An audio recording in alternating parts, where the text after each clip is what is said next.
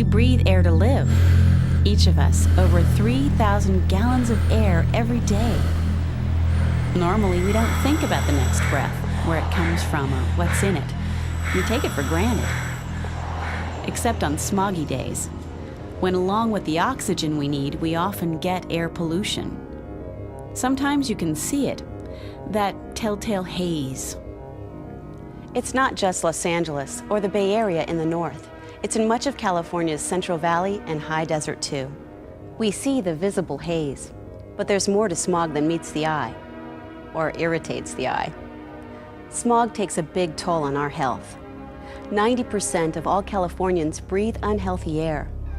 In Southern California alone, 3,300,000 workdays are lost each year due to smog health effects.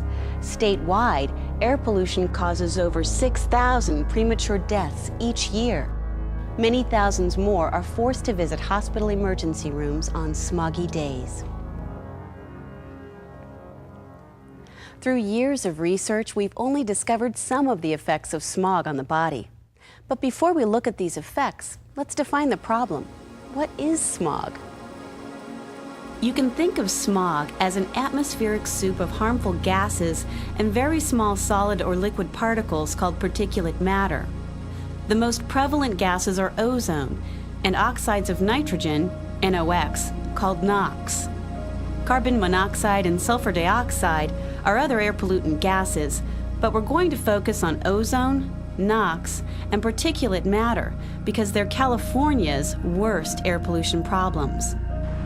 NOx gases come from just about any kind of source where fuels are burned, from cars, trucks, power plants, and factories. Natural oxygen and nitrogen in the air combine under high temperature to make NOx.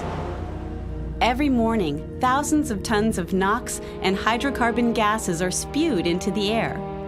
Hydrocarbons come from fossil fuels, mainly gasoline and diesel, when they are burned. They also come from the evaporation of fuels, chemicals, and solvents.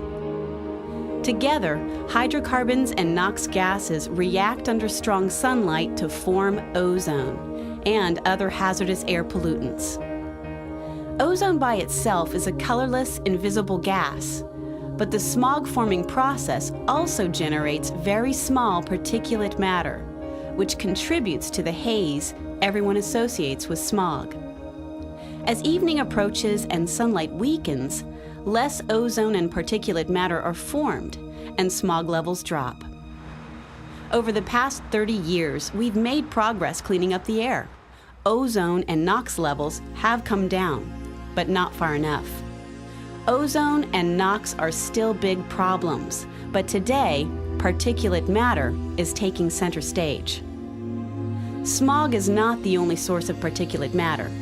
Other particles come from the combustion of fuels, small, nearly invisible toxic particles of smoke and soot. Many of these particles are so small they can stay suspended in the air for days, even weeks at a time, traveling many miles before settling to the ground. You know when you see visible dust that it's a good idea to stay away from it. But it's what you can't see that can get you. So how small are we talking? Well, this is a human hair about 70 microns in diameter. And here is a piece of small particulate matter, about 10 microns in diameter. Particles 10 microns or less are classified as PM10. Things like pollen, windblown dust, and tire rubber particles are size PM10, which is small enough to penetrate into the small airways of the lungs. Some particles formed by smog or from smoke and diesel soot are even smaller.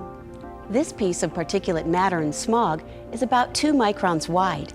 Very small particles, less than 2.5 microns in size, are called PM2.5 and are more dangerous because they are small enough to penetrate into the deepest parts of the lung. The worst particles are those under 1/10 micron in size, the ultrafine. Found near fresh emissions from cars, trucks, and buses, they can number more than 100,000 per cubic centimeter. When we breathe smog, we breathe a mixture of ozone, NOx, and particulate matter from a variety of sources. Even though we can't see ozone, when levels are high, it gets our attention. Eyes may burn and water. There can be wheezing and coughing. The throat is irritated and feels scratchy. The chest might hurt. There is a shortness of breath. Unconsciously, the body shifts to a shallow breathing pattern similar to that caused by fear. When we breathe polluted air, our bodies begin a series of natural steps to purge the pollution. The nose removes half of the ozone we breathe. Ozone reacts with tissues, killing cells and damaging the nose. Our airways are lined with cells that are covered with tiny hairs called cilia. They beat in a rhythmic pattern, moving mucus up to the throat where it is swallowed. Mucus is important because it sweeps up harmful particles as well as bacteria and viruses. Ozone and particulate matter paralyze the cilia, making them move less or not at all. They can't do the job they were designed to do: clean out the lungs. This makes us more vulnerable to disease. Like ozone, NOx irritates mucous membranes. Scientists have found that people exposed to high levels of NOx have more colds that settle in their chests. They develop chronic wheezing and cough, bronchitis, and episodes of respiratory illness. Animals exposed to NOx in lab experiments become more susceptible to viral infection and are less able to ward off bacterial infections. They die earlier. With every breath, air moves through the bronchial tubes down to the lung space. Deep in the lung are tiny sacs called alveoli, where oxygen is transferred to the blood and waste carbon dioxide is removed. An average adult lung has 300 million alveoli. If they were to spread out, they would have a surface area of 600 to 900 square feet. PM 2.5 sized particles sneak past fine hairs in the nose and cilia in the respiratory tract to penetrate deep into the lungs, reaching the alveoli. Here, special cells called macrophages roam around eating up particles, bacteria, and viruses. But smog can damage the macrophages, and they can't do their job. Scientists are also finding that there is a link between fine particulate matter air pollution and heart attacks, even sudden heart failure resulting in death. Here's a comparison.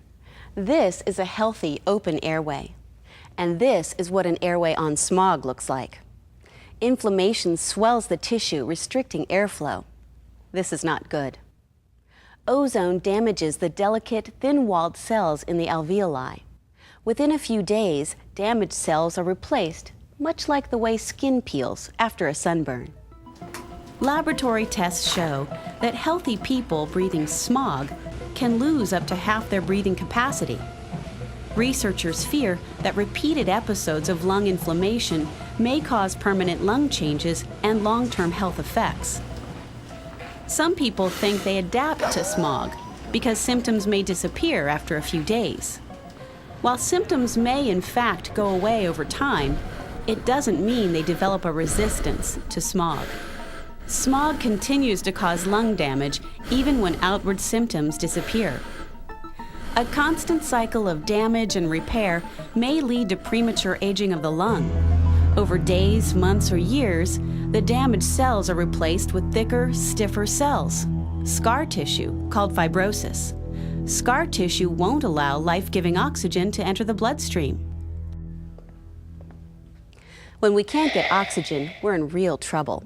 Ask anyone with emphysema what it's like simply trying to breathe. 3 groups of people are more vulnerable to smog health effects. The first group are people with chronic obstructive pulmonary disease, which includes respiratory diseases such as asthma, emphysema, and bronchitis. 11% of all Californians fall into this category. They suffer the ill effects of air pollution sooner and at lower pollution levels than healthy people.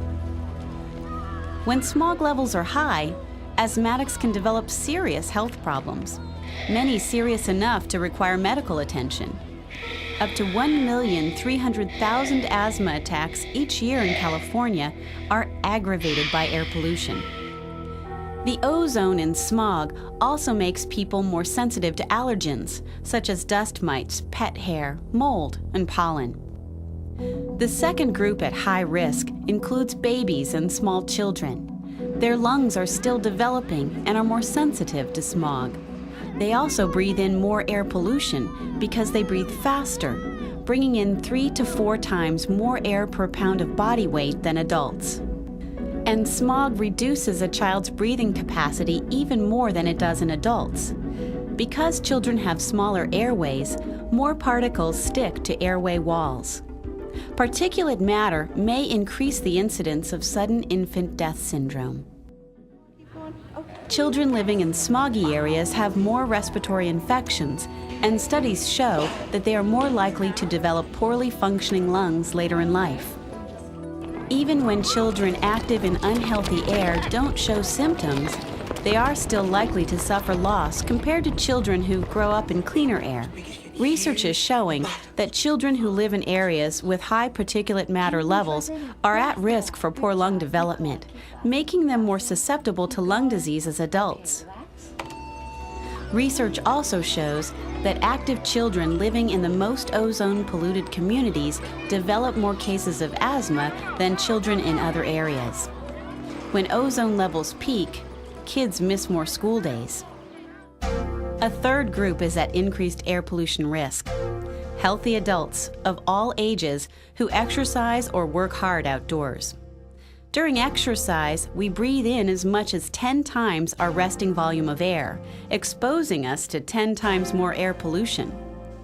We breathe through the mouth instead of the nose, bypassing filters in the nose that otherwise would filter out half of the particles inhaled. We're learning more every year about the harmful health effects of air pollution. So it's important that we continue to reduce smog levels. To do this, we need answers to questions, such as how much smog is too much smog? Air quality standards have been established for the main ingredients in smog: ozone, NOx, and particulate matter. These standards are the concentration levels in the air environment that have been determined as reasonably safe for most people. Air quality standards give a number that planners and government can target to reduce air pollution to healthy levels. Hundreds of air pollution monitoring stations are spread across California, continuously monitoring the air, recording air pollution levels. Air quality agencies use the data to see if air quality standards are being achieved. How can people find out about air pollution levels where they live? Well, there's a simple way. The Air Quality Index, or AQI, gives people a gauge of air pollution severity where they live and work. The AQI takes into account levels of ozone and sometimes other air pollutants. Readings of 0 to 50 indicate good air quality. 50 to 100 is moderate. When levels reach 100 to 150, it's considered unhealthy for sensitive groups. 150 to 200 is unhealthy for all groups. And 200 to 300 is very unhealthy. When air quality worsens to unhealthy levels, what can we do to protect our health? First of all, try to stay indoors. Reduce any outdoor activity that requires heavy exertion, such as running or heavy labor. Walk instead of run. Because smog levels are usually lower in the early morning and evening, you should schedule outdoor exercise during these times. Children should avoid strenuous outdoor play. For some air pollutants, any amount is too much. We call these pollutants air toxics because any measurable level can impact your health. California has nearly 200 chemical substances on the list of air toxics.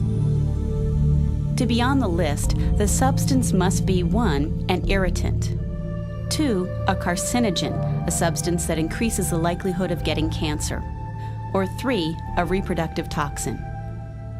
Air toxics can be localized around fixed industrial sites, and people who live near such sites can be more at risk. Other air toxics are not localized to a specific area. Benzene, which comes from gasoline, and diesel exhaust affect people over a wide region because they're emitted from cars, trucks, and buses. Scientists have found increased risk of lung cancer among people exposed to diesel exhaust particles. Exposure to air toxics causes over 300 cases of cancer each year in California. It's the subject of intensive research. The health effects of air pollution produce serious economic consequences. Air pollution means increased healthcare costs, increased doctor visits, increased hospital admissions, babies born prematurely or with low birth weight, babies born with developmental defects, children who can't go to school or have trouble doing well even when they're there. It means workers who don't go to work, families who pack up and look for jobs somewhere else, suffering and premature death to the most sensitive. An Air District study in Southern California discovered that smog causes nearly 18 million person-days a year of headaches, sore throats, coughing, chest pain, and burning eyes. The human ill health effects of smog cost us over $9.4 billion every year, and that's just in Southern California. These are the real costs that everyone pays for. Smog not only harms our health, but it hurts the economy, today and for future generations. But the good news is that fighting air pollution pays off. The US EPA figured the cost and benefits of fighting air pollution nationwide between 1970 and 1990. Cost to fight? About $523 billion. But the benefit in terms of sickness and premature death prevented was about $22 trillion. The net benefit to the country was about $21 trillion. We've made a lot of progress cleaning up the air over the past 50 years, but we still have further to go. Industry and transportation will continue to run cleaner. But there is also a role for each of us as individuals. How you get to work, to school, or to the store makes an air quality difference. Choose a carpool, take the bus or light rail, walk or ride a bike if you can. Your clean air choices are critical in the fight against air pollution. With every breath you take, you can be part of the fight for clean air. Thanks for watching.